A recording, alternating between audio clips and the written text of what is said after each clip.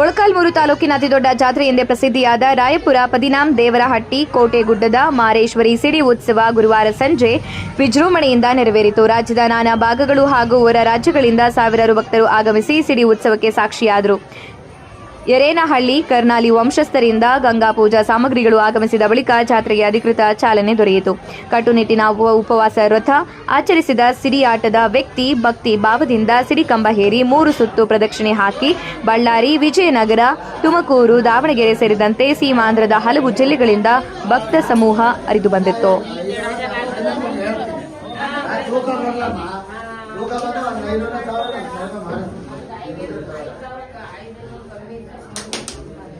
ನಾನು ಐದು ಬಿಡಮ್ಮ, ನಾನು ಹೇಳಿದ್ರೆ ಅವ್ರು ಯಾರು ಮಾತಾಡೋಕ್ಕಿಲ್ಲ. ಇವಾಗ ತೂಕ ಒಂದು 12-13 ಕೆಜಿ ಹೋದ್ರೆ ಪಾಪ ಇದಾಗುತ್ತೆ ಅಂತ ಹೇಳಿ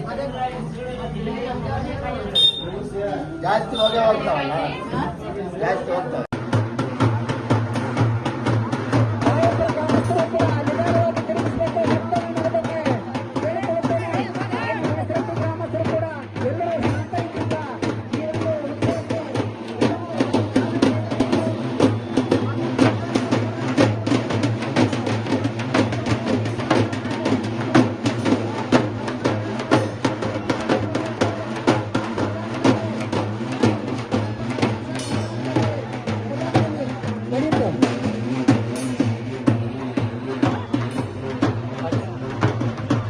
ಭಕ್ತಾದಿಗಳಲ್ಲಿ ವಿನಂತಿ, ಕೆಲವರು ಸರಗರ ಕೂಡ ಮಾಡೋರು ಇರ್ತಾರೆ, ಮೊಬೈಲ್ ಕಾಡರು ಕೂಡ ಇರ್ತಾರೆ, ಬೈಕ್ ಕಾಡರು ಕೂಡ ಇರ್ತಾರೆ. ಭಕ್ತಾದಿಗಳು ಕೂಡ ಜಾಗೃತವಾಗಿರಬೇಕು ಅಂತ ಮತ್ತೊಮ್ಮೆ ಇಲ್ಲಿ ನಮ್ಮ ಆರಕ್ಷಕ ಸಿಬ್ಬಂದಿಗಳು ತಿಳಿಸ್ತಾ ಇದ್ದಾರೆ. ಆದ್ದರಿಂದ ಭಕ್ತಾದಿಗಳು ಕೂಡ ತಮ್ಮ ತಮ್ಮ ಒಡವೆ ವಸ್ತ್ರಗಳ ಮೇಲೆ ಗಮನ ಇರಬೇಕು. ಆದ್ದರಿಂದ ಎಲ್ಲರೂ ತಮ್ಮ ತಮ್ಮ ಒಡವೆ ವಸ್ತ್ರ ಸಾಮಾನುಗಳ ಬಗ್ಗೆ ಜಾಗರೂಕತೆಯಿಂದ ಇರಬೇಕು. ಈಗಾಗಲೇ ಮಾಧ್ಯಮದವರು, ಪತ್ರಕರ್ತರು ಎಲ್ಲರೂ ಆಗಮಿಸಿದ್ದಾರೆ. ಈ ಒಂದು ಉತ್ಸವಕ್ಕೆ ಇನ್ನೇನು ಕೆಲವೇ ಕ್ಷಣಗಳಲ್ಲಿ ಸಿಡಿ ಉತ್ಸವ ಕಾರ್ಯಕ್ರಮ ವಿಜೃಂಭಣೆಯಿಂದ ನೆರವೇರಬಹುದು. ಮತ್ತೊಮ್ಮೆ ಪ್ರಬಲನೆ ಸರಾಗಲ್ಲವೇ ಮತ್ತೆ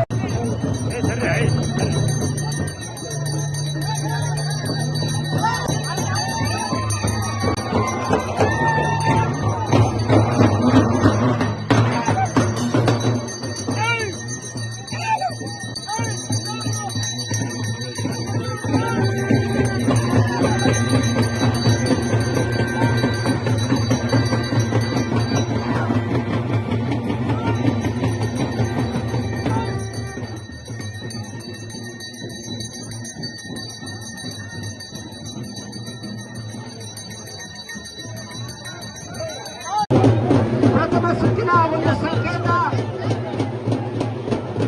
ನಿಧಾನವಾಗಿ ತಿರುಗಿಸಬೇಕು. ರಾಯಪುರ ಗ್ರಾಮಸ್ಥರು ಸಾಧಾರಣ ರೀತಿಯಿಂದ ಹಾಗೆಯೇ ಬಾಳೆಹಣ್ಣುಗಳು ಯಾರು ನಿಧಾನವಾಗಿ ಎಸೆಯಬೇಕು. ಇನ್ನು ಉಳಿದವರು ಭಕ್ತಾದಿಗಳು ಕೂಡ ನಿಧಾನವಾಗಿ ಬಾಳೆಹಣ್ಣುಗಳನ್ನು ಎಸೆಯಲು ಯಾವುದೇ ನಿಧಾನವಾಗಿ ತಿರುಗಿಸಿ. ಈಗ ಪ್ರಥಮ ಸುತ್ತಿನ ಅವತರಣಿಕೆ ಜ್ಞಾನದ ಸಂಪತ್ತು ಇಲ್ಲಿಗೆ ಅವತರಣಿಕೆ ಮುಗಿದಿದೆ.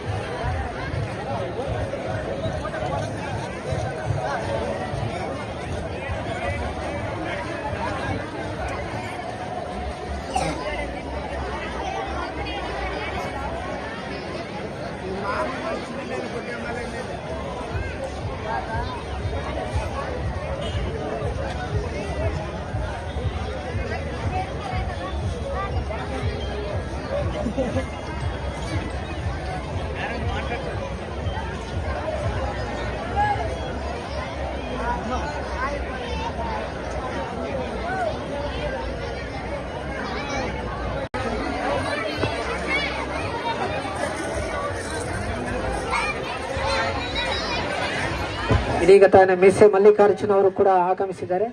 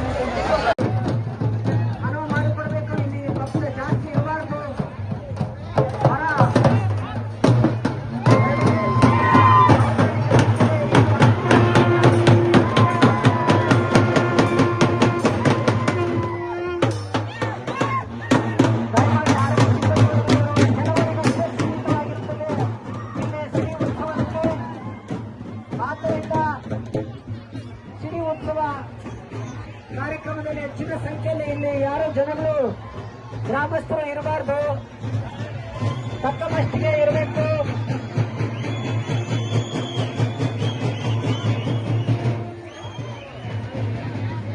ಈಗ ಮೂರನೇ ಸುತ್ತಿನ ಅವತರಣಿಕೆ ಕಾರ್ಯಕ್ರಮ ಇನ್ನು ಅಂತಿಮ ಘಟ್ಟದಲ್ಲಿ ತಲುಪಿದೆ.